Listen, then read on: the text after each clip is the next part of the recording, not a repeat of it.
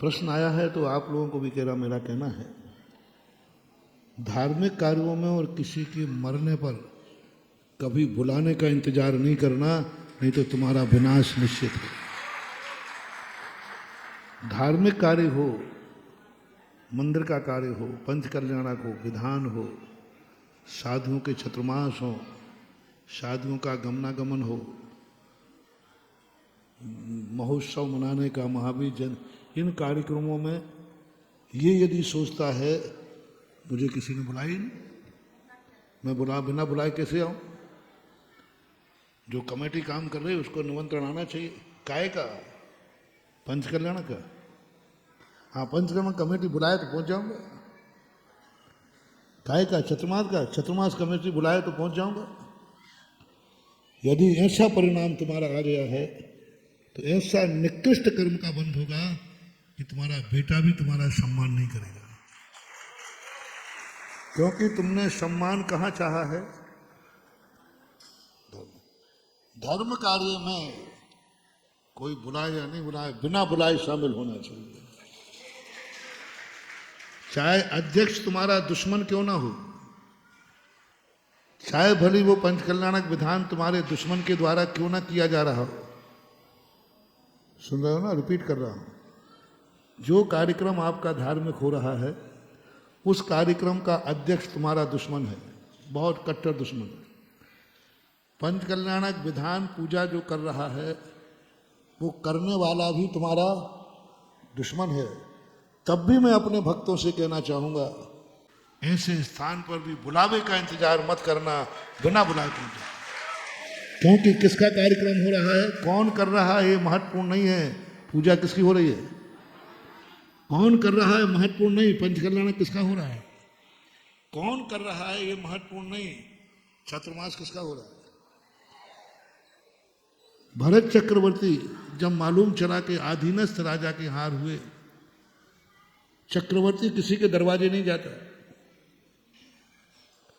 बिना बुलाए चक्रवर्ती हस्तिनापुर राजा श्रेयांश के यहां पहुंच गया। राजा श्रेयांश घबरा गया कि बोले राजन, आप चक्रवर्ती होकर मेरे दरवाजे? बोले नहीं, इस समय मैं चक्रवर्ती नहीं हूं, इस समय तू पुण्यात्मा है, मैं पुण्यहीन हूं तुम्हारे यहां। तो वहां ये कहा गया कि देखो, इतना बड़ा चक्रवर्ती होकर के भी जिसके यहां धर्म का कार्य हुआ, अपने अधीनस्थ राजा के यहां पहुंच गया। छोटे बड़े का कोई ज्ञान?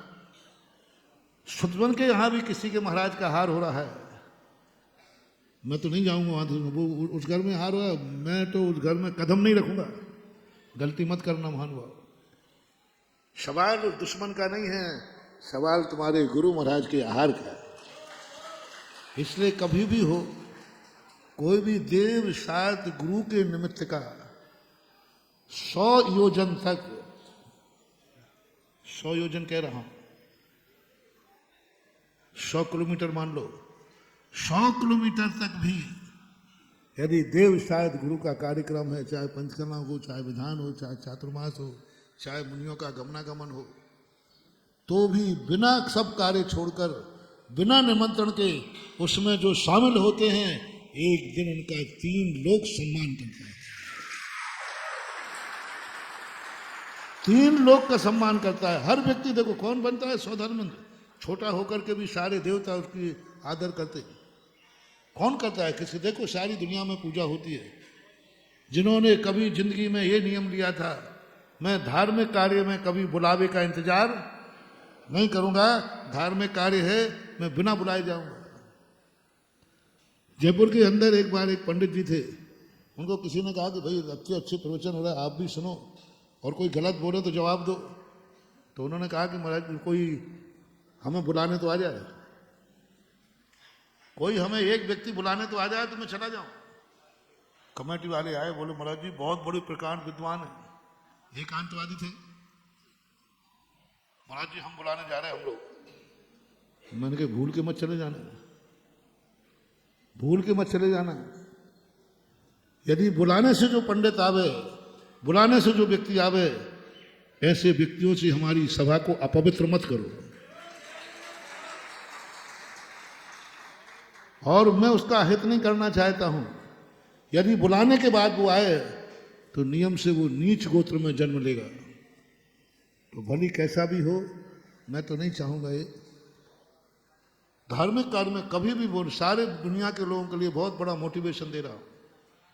धार्मिक कार्यों में कोई मान नहीं, कोई सम्मान नहीं, बेइज्जती भी होवे तो भी तुम्हारे लिए धार्मिक कार्य नहीं छोड़ना है। और तुम लोग क्या कहते हो, अरे तुम तो इतने निम्न गिर गए हो कि कमेटियों तो सम्मान सोचो, कुछ तो इतने अहंकारी हैं, महाराज बुलाएंगे तो आ जाऊंगा। हाँ, महाराज बुलाएंगे तो आ जाएंगे। जिस दिन तुझे बर्बाद करना होगा उस दिन बुला लूंगा, मैं बुला लूंगा, उसी को बुलाऊंगा जिसका मुझे विनाश करना होगा। जिस दिन भाव आ जाए कि इसका नाश करना है, विनाश करना है, उस दिन जरूर मैं कहूंगा कि जाओ उससे कहो महाराज जी बुला रहे हैं। और जब तक मेरे मन में दया भाव है कि संसार में किसी का विनाश ना हो, तो मैं अपने किसी भी व्यक्ति को कभी बुलाऊंगा नहीं, क्योंकि मेरे बुलाने पर आया तो उसका नाश निश्चित है। मेरे बुलाने पर आया तो उसका नाश निश्चित है। बाप के बुलाने पर बेटा आया तो उसका अनाथ होना निश्चित है। धर्म कार्य में बुलाने पर आया उसका विनाश निश्चित है। इसलिए, और दूसरा पॉइंट है, मरण कार्य में कभी बुलावे का इंतजार मत करना है। किसी के यहाँ कोई मर गया हो ना, तो ये मत सोच के यार में किसी ने हमें बुलाया ही नहीं। नीति है, मरण कार्य सुनते ही बिना बुलाए अर्थी में शामिल हो जाओ, यही आर्यों की परंपरा है। तो दो कार्यों में, किस कार्य में, धर्म और मौत में, दुख में कभी मान सम्मान की बात मत सोचना। वहां तो अपमान भी हो तो भी सम्मान मान करके ग्रहण करना, क्योंकि ये धर्म का कार्य है, ये ध्यान।